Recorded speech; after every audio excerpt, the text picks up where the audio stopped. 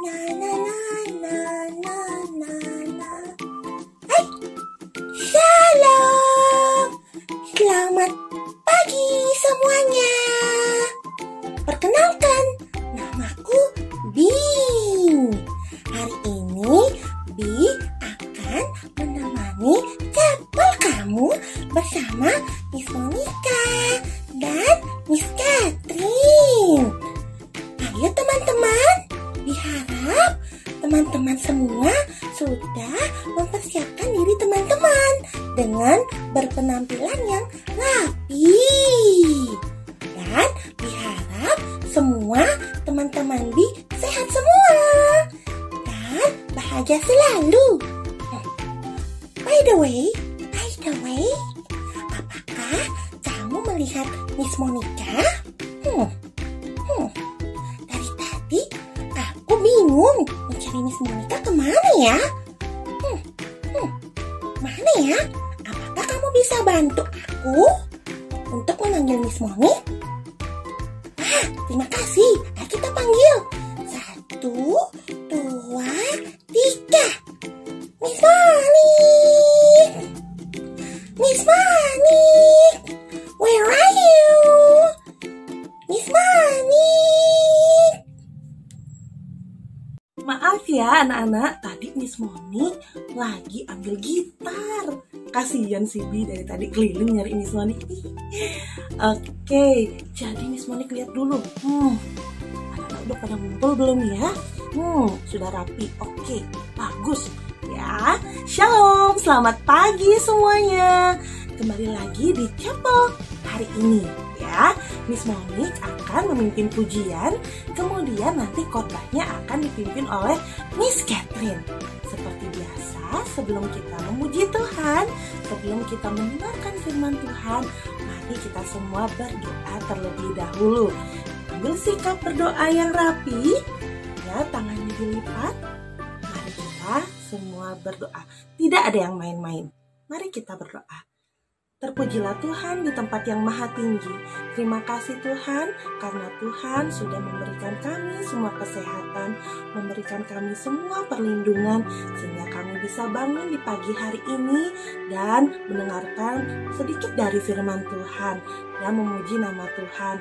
Ya Tuhan, jika sebentar lagi kami akan memuji nama-Mu dan mendengarkan firman-Mu, kiranya Tuhan memberikan kami kekuatan, memberikan kami konsentrasi, sehingga apapun yang kami dengar bisa menjadi berkat dan kami bisa melakukannya di dalam kegiatan kami sehari-hari. Jauhkan kami dari kuasa roh jahat yang ingin mengganggu konsentrasi kami. Terima kasih Tuhan Yesus yang baik. Dalam nama Tuhan Yesus kami berdoa dan mengucap syukur. Haleluya. Amin. Sebelum kita mendengarkan firman Tuhan, ayo kita menyanyikan 2 pujian. Yang pertama, Matahari Bersinar Terang. Yang kedua, lagu Hari Lepas Hari. Sudah siap? Sudah siap? Ayo kita nyanyi bersama-sama.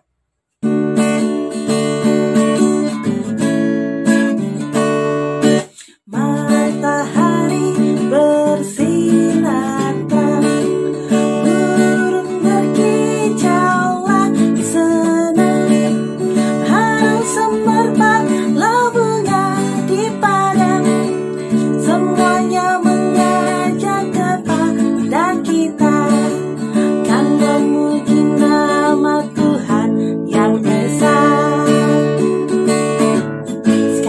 ya.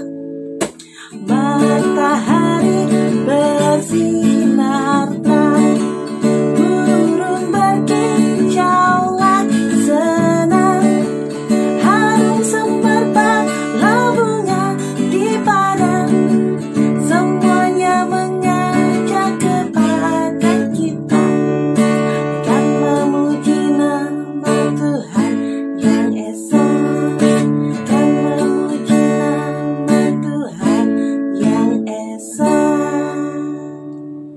Sekarang kita lanjut ke lagu yang berikutnya, Hari Lepas Hari.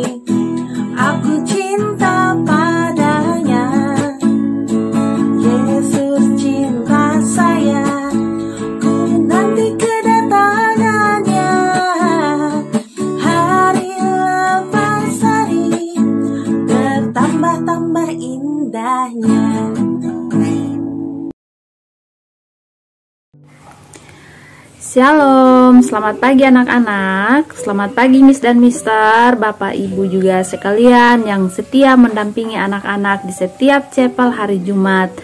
Nah, sebelum kita mendengarkan kisah firman Tuhan, kita akan berdoa dulu terlebih dahulu, memohon pimpinan Roh Kudus supaya Tuhan menolong kita, memberkati kita di setiap ibadah kita.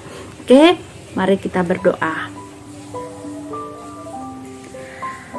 Bapa kami yang di surga, Bapa yang kami puji dan kami sembah di dalam nama Tuhan kami Yesus Kristus. Kami bersyukur ya Tuhan di kesempatan ini. Tuhan masih memberikan kami waktu yang begitu berharga buat kami untuk kami mengikuti ibadah chapel pada pagi hari ini ya Tuhan dengan baik. Bapa di surga, pada saat ini kami siap untuk mendengarkan firman Tuhan. Kiranya Tuhan membuka hati kami, pikiran kami, bahkan seluruh hidup kami serahkan ke dalam pengasihan Tuhan.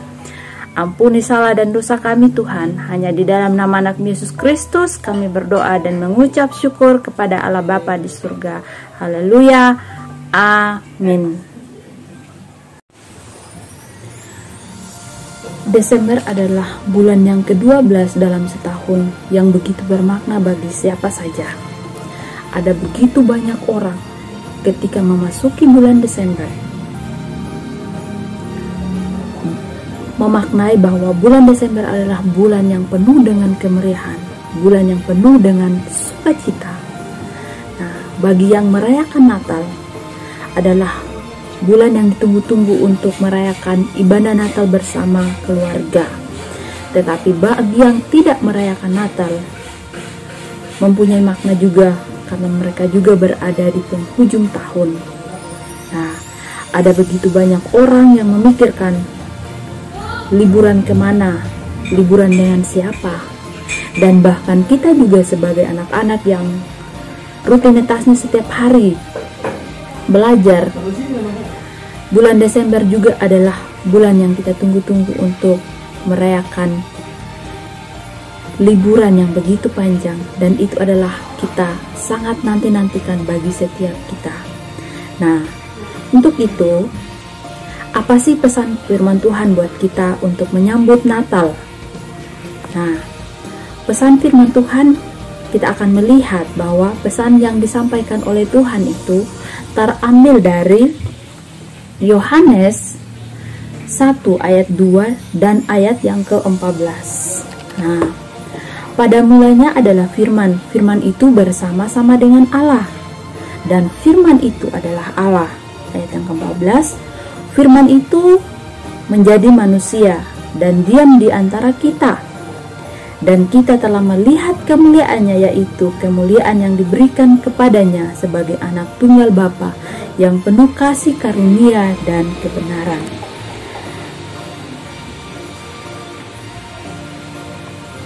Oke, kita akan melihat yang lebih khusus di ayat yang ke-14. Firman itu telah menjadi manusia dan diam di antara kita, dan kita telah melihat kemuliaannya, yaitu kemuliaan yang diberikan kepadanya sebagai anak tunggal Bapa, penuh kasih karunia dan kebenaran. Oke, dari ayat firman Tuhan ini kita akan melihat di bawah satu tema, yaitu firman menjadi manusia. Anak-anak yang dikasihi oleh Tuhan, firman yang dimaksud di sini adalah Allah itu sendiri. Nah, Allah yang tidak kelihatan, kita dapat melihat dengan mata kepala kita sendiri, karena firman itu sendiri sudah menjadi manusia. Nah, apa sih sebabnya kenapa firman itu menjadi manusia? Dan kita akan melihat apa sih arti dari firman itu. Nah, kata firman itu berarti perkataan, pikiran, konsep, dan ungkapan. Nah, yang pada intinya firman itu mengacu kepada komunikasi yang unik atau berbeda. Sehingga Yohanes mengatakan ketika dia mengkomunikasikan dirinya kepada manusia, ia melakukan di dalam tubuh manusia melalui firman-Nya. Nah, Yohanes mengumumkan itu pada permulaan firman itu ada. Ia tidak lain yaitu Allah sendiri. Nah, bukan hanya firman itu saja, tapi namun Allah itu sendiri. Nah, dalam pribadi Allah itu sendiri hidup dalam keberadaannya menjadi firman, yaitu Allah yang kekal. Nah, kita akan lihat yang berikutnya, Allah menjadi manusia. Nah, Allah menjadi manusia artinya memiliki dasar bagi keberadaan dirinya sendiri. Nah, Yohanes yang dipimpin oleh Roh Kudus menuliskan pada Yohanes 1 ayat 1, pada mulanya adalah firman, dan firman itu bersama-sama dengan Allah, dan firman itu adalah Allah.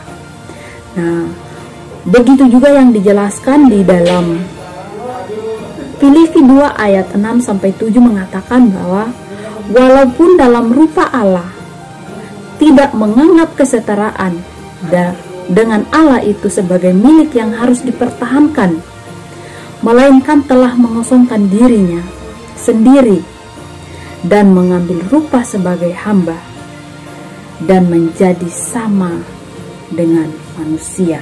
Nah, artinya Allah adalah Allah yang menciptakan segala sesuatunya, Allah yang menciptakan dalam keberadaan yang peristiwa, tetapi dia sendiri masuk di dalam peristiwa atau keadaan dia menjadi manusia. Allah menjadi manusia adalah peristiwa yang sangat unik atau berbeda yang terjadi di dunia ini, atau satu-satunya di dunia ini. Nah, menjadi manusia, kalau kita lihat di ayat yang ke-14 ini, menjadi manusia itu artinya menjadi daging. Nah, menjadi manusia adalah suatu hal atau pengorbanan yang begitu luar biasa. Pengorbanan sebenarnya itu tidak bermula yang ada di atas kayu salib, tidak. Karena salib adalah puncak atau klimaks dari kasih Allah itu sendiri. Tetapi permulaan pengorbanan menjadi manusia yang sesungguhnya adalah ada di dalam kekuasaan Allah. Ketika Allah mengusungkan dirinya untuk datang ke dunia ini dengan cara mengambil rupa seorang hamba, dia dilahirkan di kandang binatang, diasuh oleh Maria sebagai ibunya, Yusuf sebagai ayahnya, seperti yang tidak bisa berbuat apa-apa, dan dia harus mati di atas kayu salib. Nah, itulah pengorbanan yang Tuhan sudah berikan untuk kita. Nah, itulah makna Natal seharusnya yang kita nanti-nantikan. Firman Tuhan yang tidak kelihatan, firman Tuhan menjadi kelihatan, kita dapat lihat dengan mata kita sendiri. Nah, itulah firman Tuhan yang sesungguhnya. Oke. Dan kita melihat lagi alasan Allah menjadi manusia. Nah, alasan Allah menjadi manusia tidak dipengaruhi oleh pribadi apapun atau keadaan apapun. Keputusan Allah tidak diselami oleh manusia yang pikirannya kita terbatas, tidak dialami. Nah, karena kita manusia penuh dengan dosa, tetapi ketika Tuhan menjadi manusia, dia 100% manusia, 100% Allah. Nah, berarti dia sama sekali tidak berdosa. Nah, karena segala keputusan yang dilakukan tujuannya adalah untuk memuliakan dirinya. Nah, dan juga demi kebaikan kalian semua dan demi kebaikan kita semua, termasuk Miss Catherine. Nah, itulah yang Allah lakukan. Begitu berharga perjuangan Tuhan untuk mengambil rupa seorang hamba menjadi manusia, supaya manusia bisa melihat dengan nyata bahwa firman itu akan menjadi manusia. Nah, jalan Tuhan itu tidak sama dengan jalannya manusia. Maksudnya jalan pikirannya Tuhan itu tidak sama dengan jalan pikirannya kita, karena pikiran kita itu terbatas. Kalau Tuhan itu tidak terbatas. Kalau kita manusia itu terbatas yang penuh dengan dosa. Makanya dikatakan di dalam Yesaya 55 ayat 8, sebab rancanganku bukanlah rancanganmu, dan jalanmu bukanlah jalanku. Nah, itulah yang dilakukan oleh Tuhan, alasan-alasan ketika Tuhan menjadi manusia. Nah, dengan demikian Allah menjadi manusia, sama seperti saya, sama seperti kita. Tapi yang membedakan kita dengan Tuhan, kita adalah manusia yang berdosa, tetapi Tuhan adalah suci kudus. Nah, tetapi karena kasihnya kepada manusia, kasihnya kepada kita, akhirnya Tuhan begitu peduli, dan Tuhan menjadi perantara antara Allah dengan manusia, supaya tidak ada lagi jurang pemisah yang memisahkan manusia dengan Allah. Makanya Tuhan mengorbankan dirinya untuk menjadi manusia, sehingga ketika kita manusia diberikan kesempatan demi kesempatan untuk berkarya, untuk belajar, untuk terus berusaha. Nah, itu bukan karena kehebatan kita, bukan karena kekuatan kita, tetapi kita yakin dan percaya itu adalah kesempatan yang Tuhan percayakan buat kita. Nah, dengan cara inilah tadi perseteruan itu dengan manusia dengan Tuhan itu tidak ada lagi. Nah, Tuhan membuka jalan dengan datang ke dunia. Pemisah itu tidak ada lagi, karena Allah sendiri sudah mau menjadi manusia, mengambil rupa seorang manusia untuk mendamaikan kita dengan Allah. Sehingga jurang pemisah tidak ada lagi, yang ada adalah kedamaian dan penebusan yang Yesus Kristus lakukan di atas kayu salib. Nah, jadi kita sebagai manusia patutlah kita bersyukur kepada Allah, karena begitu berharganya kita manusia, sehingga Allah begitu berjuang untuk menyatukan kita dengan Tuhan. Jadi anak-anak sekalian yang dikasihi oleh Tuhan, kita bisa percaya dengan firman itu sendiri, karena firman itu sendiri kita sudah lihat dengan mata kepala kita sendiri, karena firman telah menjadi manusia dan mati di atas kayu salib. Ya, itulah pengorbanan Tuhan Yesus. Maka Allah telah menghapus dosa kita, memberikan kita kuasa, memberikan kita roh untuk menjadi saksi-saksi Kristus. Nah, satu hal yang kita perlu syukuri adalah penebusan itu ada dan perlu, karena dunia ada dalam kegelapan sebagai akibat dari dosa. Yohanes 1 ayat 5. Yesus datang ke dunia. Yesus datang dari surga ke dunia yang gelap ini, dan ia menerangi setiap dunia, setiap manusia, setiap hati kita yang berdosa.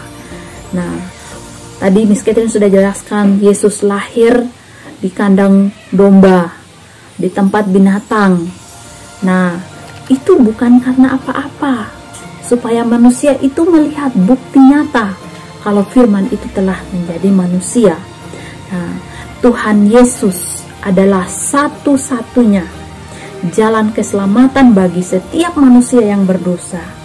Tuhan Yesus lahir di dunia ini untuk membuktikan kasih-Nya kepada manusia, supaya orang-orang yang tidak punya pengharapan ketika Yesus lahir ke dunia ini melihat firman itu sudah menjadi manusia yang bisa dilihat dengan mata kepala. Orang yang tidak punya pengharapan, pengharapan itu hanya tertuju kepada Tuhan Yesus. Oke, sampai di sini firman Tuhan. Demikianlah firman Tuhan yang Miss Catherine sampaikan pada saat ini. Semoga ini bukanlah rutinitas yang kita lakukan setiap hari Jumat, dan chapel ini adalah chapel terakhir juga buat kita. Oleh karena itu, pesan Miss Catherine, silakan membuka Kisah Para Rasul 18 ayat 9 sampai 10. Oleh karena itu, jangan takut, teruslah memberitakan firman dan jangan diam, sebab aku menyertai engkau. Oke, terima kasih. Demikianlah firman Tuhan. Tuhan Yesus memberkati. Oke, untuk mengakhiri segala rangkaian ibadah kita pada saat ini, kita akan berdoa. Mari kita berdoa. Kembali lagi kami mengucap syukur kepadamu Tuhan, karena Tuhan begitu baik kepada kami. Tuhan menjaga kami dari awal ibadah kami, pertengahan hingga pada akhirnya. Kami bersyukur ya Tuhan punya Allah seperti Engkau. Kami bersyukur ya Tuhan karena Engkau, Firman, sudah menjadi manusia. Kami bersyukur ya Tuhan, Engkau sudah menjadi penebus hidup kami. Kami bersyukur ya Tuhan atas semua berkat Tuhan yang begitu berlimpah di dalam kehidupan kami. Bapa di surga, pada saat ini kami sudah telah mendengarkan firman Tuhan. Bapa di surga yang berkenan Engkau menjadi berkat buat kehidupan kami, supaya kami menjadi berkat buat orang-orang yang ada di sekitar kami. Begitu juga kami menjadi berkat buat diri kami sendiri Tuhan. Bapa di surga, berkati keluarga kami, berkati setiap kami ya Tuhan yang mendengarkan firman Tuhan pada saat ini. Ampuni setiap salah dan dosa kami Tuhan. Ajari kami ya Tuhan supaya kami tunduk taat dan penuh pengharapan hanya tertuju kepada Engkau ya Tuhan. Bapa di surga, ajari kami Tuhan, kami mensyukuri setiap pemberian Tuhan, setiap berkat Tuhan yang kami terima ya Tuhan. Ampuni kami Tuhan jika kami bersungut-sungut, ampuni kami Tuhan jika kami lalai. Ampuni kami Tuhan dari setiap salah dan dosa kami, mungkin yang menyakiti hati sesama kami, orang-orang yang ada di sekitar kami, bahkan orang-orang yang kami kasihi, terlebih hati Tuhan yang kami dukakan. Tuhan, kiranya Engkau ampuni kami. Ampuni setiap salah dan dosa kami Tuhan. Hanya di dalam nama anak Yesus Kristus kami berdoa dan mengucap syukur kepada Allah Bapa di surga. Haleluya, amin. Oke, terima kasih. Sampai di sini chapel kita hari ini. Sampai jumpa di hari Jumat berikutnya, kita akan merayakan Natal. Tuhan Yesus memberkati. Shalom.